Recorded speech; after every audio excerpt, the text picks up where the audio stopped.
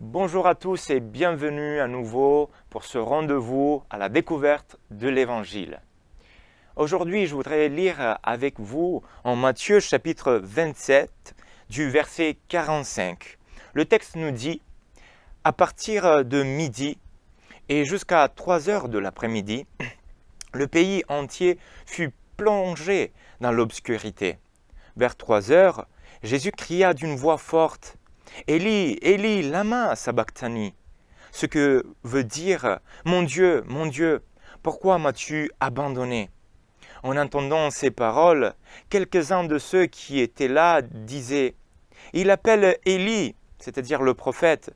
L'un d'entre eux courut aussitôt prendre une éponge qu'il imbiba de vinaigre et piqua au bout d'un roseau. Il la présenta à Jésus pour qu'il boive, quand les autres lui dirent « Attends, on va bien voir si Élie vient le délivrer. » À ce moment, Jésus poussa de nouveau un grand cri et rendit l'esprit. Et voici qu'au même instant, le rideau du temple se déchira en deux, de haut en bas. La terre trembla, les rochers se fendirent.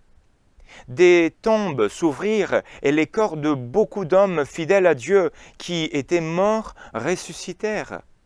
Ils quittèrent leurs tombeaux et, après la résurrection de Jésus, ils entrèrent dans la ville sainte où beaucoup de personnes les virent. En voyant le tremblement de terre et tout ce qui se passait, l'officier romain et les soldats qui gardaient Jésus furent saisis d'épouvante et dirent « Cet homme était vraiment le Fils de Dieu. » Chose, je pourrais dire, hors du normal, ou sinon bien extraordinaire. Nous venons de lire les derniers instants de Jésus. Le moment où nous dit la parole, Jésus rendit l'esprit. Avant tout cela, Jésus a dû subir l'abandon de la part de ses amis, de ses disciples. Il a subi la colère d'un peuple qui le jugeait d'une manière injuste. Il a subi la flagellation dans son corps. Il s'est chargé des péchés du monde, de mon péché, de ton péché. Tout cela, il a dû subir et jusqu'à ce moment, ils l'ont traité de brigands, de malfaiteurs. Puis, quand on arrive à ces moments, quand leurs yeux virent toutes ces choses, eh bien, une phrase est sortie de leur bouche.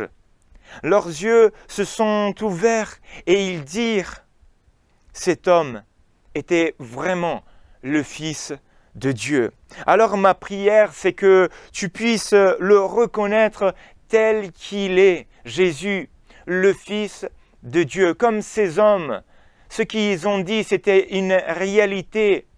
Ils l'ont compris probablement très tard, mais ils l'ont vu, ils l'ont compris, ils ont compris. Il est véritablement le Fils de Dieu. Ce Fils envoyé par le Père. Comme nous est dit dans l'évangile de Jean, chapitre 3, verset 16, « Car Dieu a tant aimé le monde qu'il a donné son Fils unique, Jésus, afin que quiconque croit en lui ne périsse point, mais qu'il ait la vie éternelle. » Pendu au bois de la croix, Jésus, le Fils de Dieu, a donné sa vie pour toi, afin que tu puisses avoir la vie éternelle, la vraie vie en lui. Peut-être que ce tremblement de terre qu'ils ont vu, ces soldats romains, eh bien, toi, tu es en train de le vivre dans ta vie personnellement, dans une situation dont tu n'as plus le contrôle. Reconnais Jésus en tant que le Christ, en tant que Fils de Dieu. Reconnais-le en tant que Seigneur et Sauveur. Il te donnera la paix, Il te donnera le bonheur. Il te donnera la joie et tu ne seras plus accablé par tes peurs.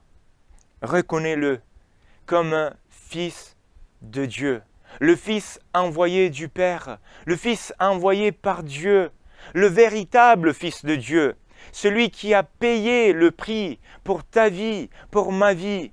Et je t'invite dans ce moment à fermer tes yeux là où tu te trouves et à prier un moment avec moi.